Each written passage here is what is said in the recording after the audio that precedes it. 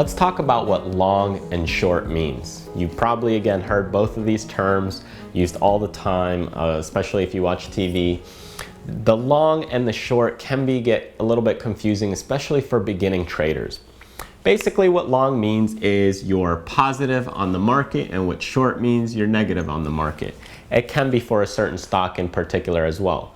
Long would mean I'm long Nike, which means I'm looking for it to go up.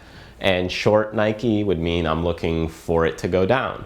And the reason they use long and short instead of I bought 3,000 shares of Nike or I sold 3,000 shares of Nike, because now you know your position, your mindset on that stock or your mindset on that the industry, okay, or the mindset on the market.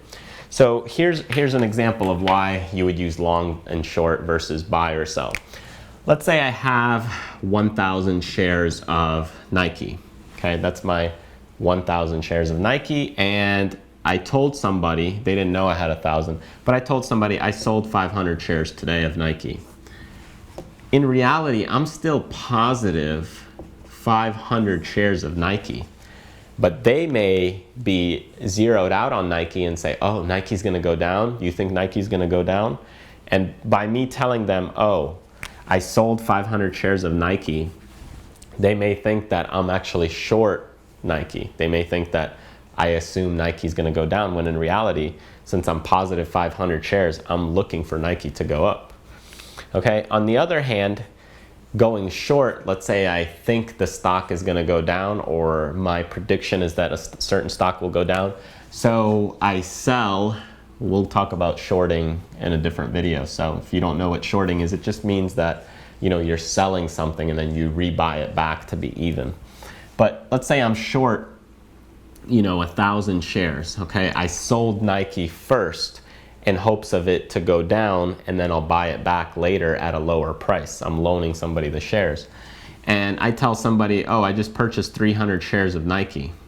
So now I add 300 shares, I'm still negative 700 shares of Nike. I still assume it'll go down. I just made less shares of Nike. I downsized my position. And I'm trying to use words that are very simple at this point, because these are still just the basics and fundamentals. So I hope you're kind of with me and sticking with me, but going short just basically means you sell first, okay, in light of the stock going down, and then you'll buy them back at a lower price. So you're kind of loaning somebody the shares. Okay, so that's the reason you use long and short, because now if I say I'm long Nike, you know that I'm up, or I'm looking for it to go up. If I'm short Nike, I'm looking for it to go down. Whereas if I say I sold 500 shares, I could own 10 million shares of Nike even though I sold 500. So I'm still looking for it to go up. So that's the reason people use long. That's the reason people use short versus buy or versus sold. Unless you know somebody's true position, you really shouldn't be using buying or selling, or bought or sold. So they're used in different contexts, but that's what long and short really means.